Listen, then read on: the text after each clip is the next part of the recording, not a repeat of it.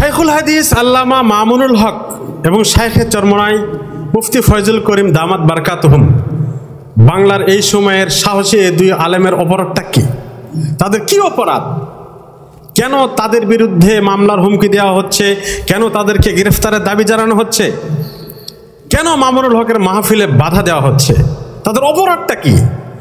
তারা মুক্তিযুদ্ধের অন্যতম নায়ক বঙ্গবন্ধু শেখ মুজিবুর রহমানের হিতাকাঙ্ক্ষী হয়ে কি তারা অপরাধ করলেন?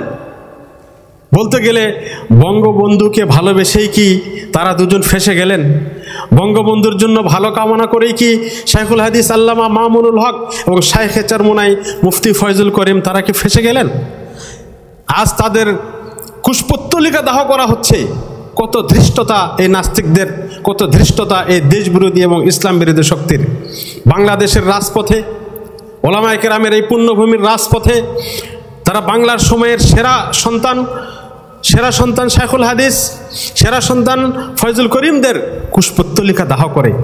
কত বড় হিম্মত তাদের, কত বড় হিম্মত! তাদের অপরাধটা কি? তারা কি অপরাধ করেছিল? তারা তো বঙ্গবন্ধু শেখ মুজিবুর রহমানের মঙ্গল কামনায়, শেখ মুজিবুর রহমানের হিতাকাঙ্ক্ষী হয়ে তারা বলেছিল যে শেখ মুজিবের নামে মূর্তি বানিয়ে তার জন্য ভাস্কর্য বানাইলে তার কবরে আযাব হওয়ার এটা কারণ হতে পারে। তার জন্য স্মৃতিস্বরূপ কিছু করতে হলে তার নামে মসজিদ করুন, মাদ্রাসা করুন, সে কবরে বসে বসে সওয়াব পাবে। আমি তো বলি, আজকে যদি বঙ্গবন্ধু তিনি কবর থেকে উঠে আসতে পারতেন, উঠে তিনি তার এই নেতাকর্মী এবং তার নাম ভাঙিয়ে যারা তার নামে মূর্তি বানাচ্ছে থাবড়ায় সবগুলারে সমান করে দিতেন, সবগুলারে থাবড়াইতেন যে আমার দরকার সওয়াব আর তোরা বানাস মূর্তি। মামুনুল হক কি চাইছেন? ফয়জুল করিম সাহেব কি চাইছেন? তারা এটাই চাইছেন যে কবরে বঙ্গবন্ধু ভালো থাকুক, কবরে বঙ্গবন্ধুর উপরে রহমত বর্ষিত হোক, এটা চেয়েছেন। তারা চান নাই যে কবরে বঙ্গবন্ধুর উপরে আযাব নাজিল হোক। এটাই কি তাদের অপরাধ? আর যারা আজ বঙ্গবন্ধুর ভালোবাসার নাম করে রাজপথে বঙ্গবন্ধুর ভাস্কর্যের দাবিতে হইচই করছে এবং মামুনুল হক এবং শাইখে চরমনাই মুফতি ফয়জুল করিম দামাত বারকাতুহুম এই দুইজনের গালে গালে জুতা মারো, তালে তালে নাউজুবিল্লাহ এরকম ধৃষ্টতা দেখাচ্ছে, এরা মূলত চেতনা ব্যবসায়ী, এরা মূলত ব্যবসায়ী। এখানে এদের ব্যবসায়ের স্বার্থে আঘাত এনেছে। গিয়ে দেখুন, এগুলো সবাই এই মূর্তি বানানোর সাথে জড়িত। আর মূর্তি বানানোর সাথে যারা জড়িত তারা কি পরিমাণ দুর্নীতিতে জড়িত ইতিমধ্যে বিভিন্ন টিভি চ্যানেলে রিপোর্ট প্রকাশিত হয়েছে। সাম্প্রতিক সময়ে টেকনাফের ওইদিকে একটা রোডে একটা ভাস্কর্য নির্মিত হয়েছে।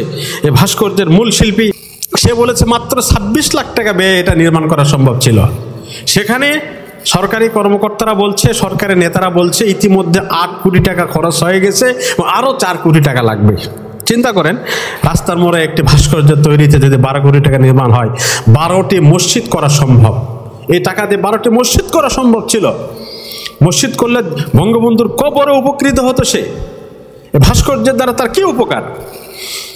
তার কন্যা মাননীয় প্রধানমন্ত্রী শেখ হাসিনা, তার সম্পর্কে আমরা জেনেছি তিনি তাহাজ্জুদ পড়েন, কোরআন তেলাওয়াত করেন এবং নিজেকে তিনি একজন আমলদার মহিলা হিসেবে তিনি বিভিন্ন বক্তব্যে তিনি বলে থাকেন এবং তার নেতাকর্মীরা এটা বলে থাকেন। তো তিনি যদি একজন ইসলাম প্রেমিক হন, তিনি যদি তার বাবার মঙ্গল চান, তিনি অবশ্যই ধর্ম নিয়ে লেখাপড়া করেছেন, অবশ্যই তিনি তার বাবার মঙ্গল কামনা করবেন, এটা আমরা আশা করি। এরপরে আসুন,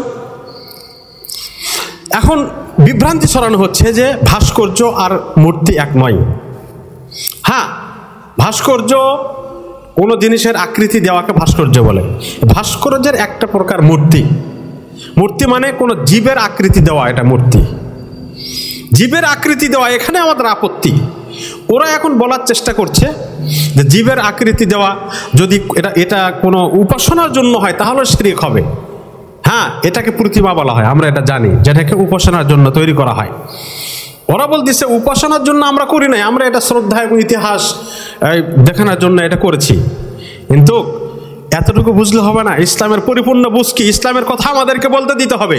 আমরা ইসলামের কথা বলবো, আমরা সত্যের কথা বলবো, আমাদেরকে বলতে দিতে হবে। কোনো প্রাণীর আকৃতি দেওয়া এটাই হারাম। হাদিস শরীফের মধ্যে স্পষ্ট আছে, কোনো ঘরে যখন কোনো প্রাণীর ছবি থাকে, কোনো প্রাণীর মূর্তি থাকে, এই ঘরে ফেরেশতারা প্রবেশ করে না। যে দেশে রাস্তার মোড়ে মোড়ে যদি মূর্তি লাগানো হয়, এই দেশে আল্লাহর রহমত পড়বে নাকি আল্লাহর গজব নাজিল হবে? তা আমরা চাই না বাংলাদেশের মানুষ আল্লাহ পাকের গজবের শিকার হোক। এই জন্য উলামায়ে কেরাম বাংলাদেশের মানুষকে ভালোবেসে, উলামায়ে কেরাম বাংলাদেশের জনগণের হিতাকাঙ্ক্ষী হয়ে তারা এটা কামনা করে বাংলাদেশের জনগণ ভালো থাকুক। এই জন্যই, এই কামনা থেকেই তারা এই মূর্তি বানানোর বিরুদ্ধে অবস্থান নিয়েছে।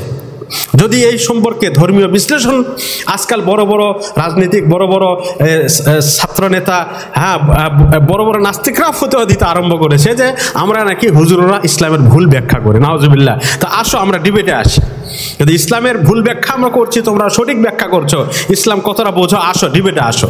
আগে প্রমাণ করো যে এই মূর্তিটা ইসলাম হারাম নয় এবং এই মূর্তির কারণে আল্লাহর রাসূলের লাআনতের ঘোষণা আসেনি, এটা প্রমাণ করো। করতে পারবা না। মাওলানা মামুনুল হক, মুফতি ফয়জুল করিম, ওনারা স্পষ্ট বলেছেন আমরা বঙ্গবন্ধু শেখ মুজিবুর রহমানকে ভালোবাসি, তার আমরা ভালো কামনা করি, আমরা দেশের পক্ষে, আমরা দেশের জনগণের ভালো কামনা করি। এই জন্যই আমরা এই মূর্তির বিপক্ষে অবস্থান নিয়েছি। এটা তার বিপক্ষে অবস্থান নয়, এটা মূর্তির বিপক্ষে অবস্থান, তার মূর্তির বিপক্ষে অবস্থান। মাওলানা মামুনুল হক তিনি তো স্পষ্ট করে বলে দিয়েছেন যে বঙ্গবন্ধুর কেন, আমার বাবারও যদি কোনো মূর্তি তৈরি করা হয় ভাস্কর্যের নামে, আমিও নিজ হাতে সেটা ভাঙবো। কথাটা বোঝেন, কত সিরিয়াস কথা। ধর্মীয় বিষয়ে আমাদেরকে কথা বলতে দিতে হবে।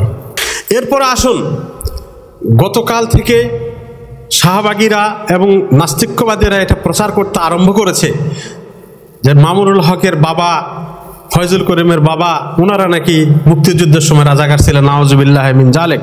তাদের এই মিথ্যাচারের কঠিন প্রতিবাদ জানাচ্ছি। তারা জানেন শাইখুল হাদিস আল্লামা মামুনুল হক, তার বাবা শাইখুল হাদিস আল্লামা আজিজুল হক রহমতুল্লাহ আলাই, তিনি এই বাংলাদেশের জন্য কত বড় নিয়ামত ছিলেন।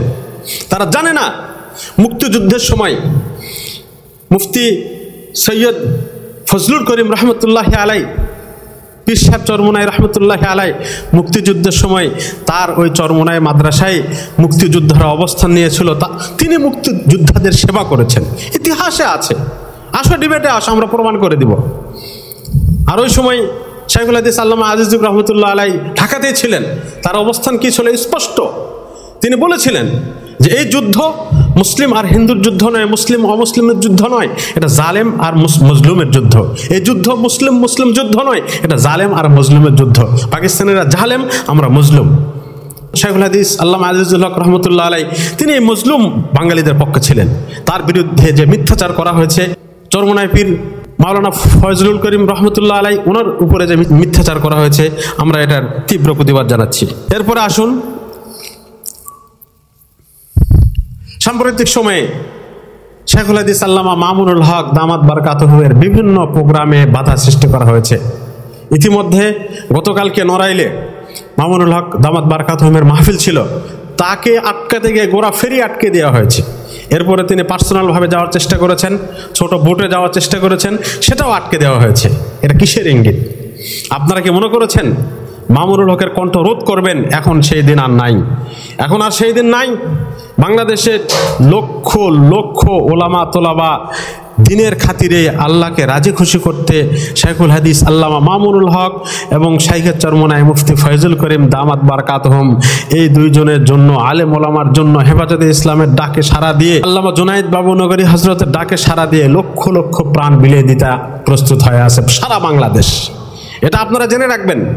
আপনারা আগুন নিয়ে খেলবেন না, আগুন নিয়ে খেলা উচিত নয়, সবার সাথে খেলা যায় না।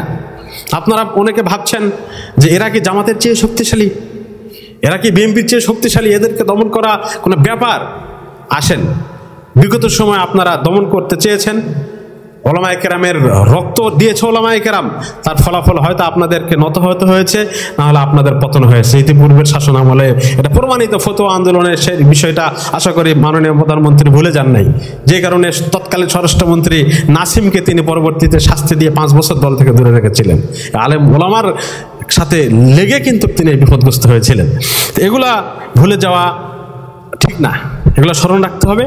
এবং সর্বোপরি আমি একজন মুসলমান হিসেবে বাংলাদেশের মুসলিম রাষ্ট্রের এই মুসলমান এই সরকারের প্রধানমন্ত্রী, উনি সহ যারা মুসলমান, তাদের দৃষ্টিতে বলবো আপনারা আমাদেরকে ধর্মীয় কথা বলতে দিন, আমাদের ধর্মীয় কাজ আমাদেরকে করতে দিতে হবে, এটা আমাদের অধিকার। আপনারা রাজনীতি করেন, আমরা আপনাদেরকে ক্ষমতা থেকে নামানো, কাউকে ক্ষমতায় বসানো এসব আমাদের কাজ না। আমরা রাজনৈতিক গণ্ডিতে একভাবে কাজ করে যাচ্ছি এবং ইসলামের যে বাণীগুলো আমাদেরকে ছড়ানো, এটার জন্য আমাদেরকে ছেড়ে দিতে হবে। আর মাওলানা মামুনুল হক দামাত বারকাতুহুম, শেখ চরমনাই মুফতি ফয়জুল করিম দামাত বারকাতুহুম, ওনাদের কণ্ঠরোধ করতে চাইলে এর পরিণাম শুভ হবে না ইনশাআল্লাহ।